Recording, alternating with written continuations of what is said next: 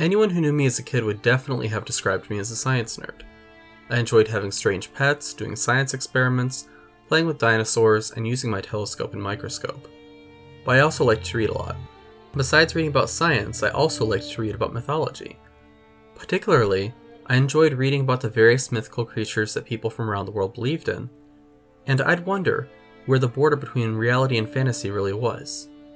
In the modern world, people often dismiss stories of monsters and fantastic creatures as being nothing more than fairy tales. But that begs a lot of questions.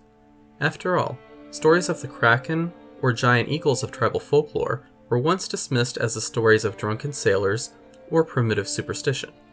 But further scientific research confirmed that animals like these do exist, or in the case of the giant eagles, did exist at one time. Surprisingly, I still sometimes hear people claim that science says that a particular animal doesn't exist. I even hear this kind of statement from people who should certainly know better. I don't want to pick on any particular group of people, but I often hear this sort of claim from self-described skeptics and atheists. To be completely fair, most skeptics and atheists would come right out and say, "Science says unicorns do not exist." However, many will point and laugh at people from the ancient world and the Middle Ages for mentioning unicorns as if they are real animals. They ridicule the Bible, for example, since some translations use the word unicorn and imply that any claim that unicorns once existed is somehow anti-science. Now, if you are a scientist, healthy skepticism is an important quality to have. However, this is not the same type of quote-unquote skepticism that I often see self-avowed skeptics and atheist groups proposing. In my experience, when these atheists and skeptics talk about being skeptical, they mean that they dismiss anything that doesn't fit within their worldview as being unscientific. This shows that these skeptics don't understand how science works. They are merely conflating and confusing their worldview with what can be empirically demonstrated in a scientific context. This is the complete opposite of the scientific method. But is the claim, "Science says unicorns don't exist," even a scientific statement? Let's examine that claim using science and using basic logic. In Celtic mythology, a unicorn is a horse-like animal with feet like a goat, a tail like a lion, and most notably, a single spiral horn protruding from its forehead. Unicorns are also found in various incarnations and mythologies from all around the world, and are not always depicted as even being a horse-like animal.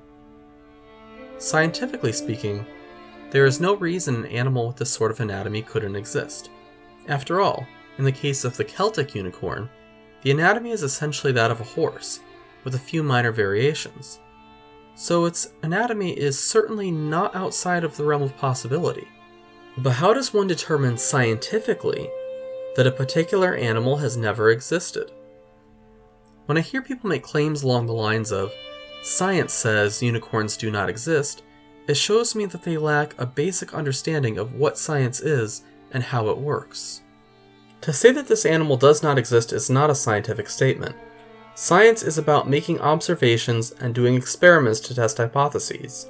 And, of course, no one has ever gone to a laboratory and done a science experiment showing that unicorns never existed, and then gone on to publish a paper in a leading molecular biology journal entitled, "Full Genome Sequencing Proves that Unicorns Never Existed." Such an experiment would clearly be impossible. This mentality of, "I can't see it, therefore it doesn't exist," is actually quite unscientific. In fact, it's a classical example of the logical fallacy known as an argument from ignorance. In this case, the skeptic is making the claim, because you cannot prove the existence of X, then X must not exist. Also, this ignores the fact that there have been many animals that were unknown to science, but were later discovered alive and well, or were later discovered in the fossil record. In fact, scientists are finding new species all the time, both in remote regions of the world and in the fossil record. In other words, to say that unicorns never existed is not actually a scientific claim. It's merely a statement of one's own personal beliefs. Some people might find unicorns to be silly, because of their association with magic and pagan mythology. However, there is a difference between personal incredulity and science.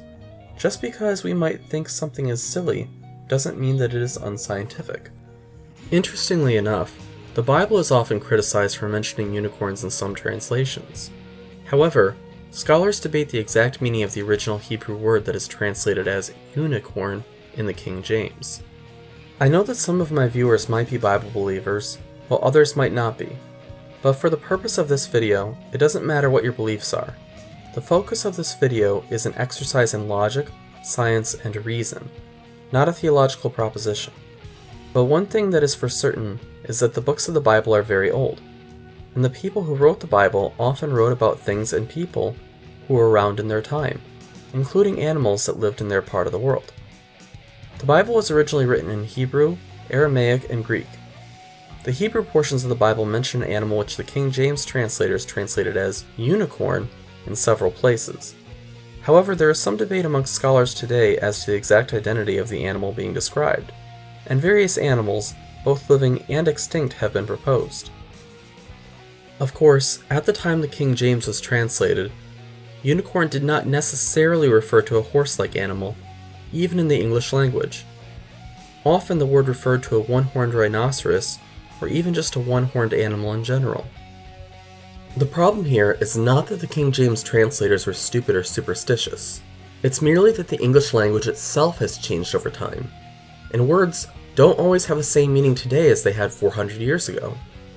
Furthermore, if you were to research the zoology of modern-day rhinos, you would find that the Indian rhino is referred to with a scientific name, Rhinoceros unicornus. This is due to the fact that they have one horn rather than two. In other words, even today we have animals that are scientifically classified as unicorns. There are a few more points that I want to make before wrapping up this video. But before I do, I want to summarize by reiterating that just because we don't see a particular animal doesn't mean that it doesn't exist or has never existed. The statement, unicorns don't exist, is not a scientific claim. It's merely a statement of one's own personal beliefs. Also, when we hear the word unicorn in a historical context, we should not assume that the speaker is necessarily referring to a horse-like animal, even in the English language. Now, here's the best part of this video. I often hear skeptics object that we never see any evidence of unicorns in the fossil record. Atheists and skeptics often proudly talk about how much they believe in science, but then they show a lack of knowledge when it comes to what science has actually found. When atheists write blogs or magazine articles about science, they generally do not know what they are talking about. In my experience, most atheists know just enough about science to confirm their worldview, but not enough to challenge it. So these self-proclaimed skeptics might be unaware that scientists have found fossils of animals with a single large horn protruding from their skulls. These animals may not look as majestic as the Celtic unicorn. However, it does meet the description of a large grazing beast with a single horn protruding from its forehead. This animal's scientific name is Elasmotherium sibericum, and is colloquially nicknamed the Siberian unicorn. While this animal is very intriguing, I'm sure it's not what many of you are hoping for.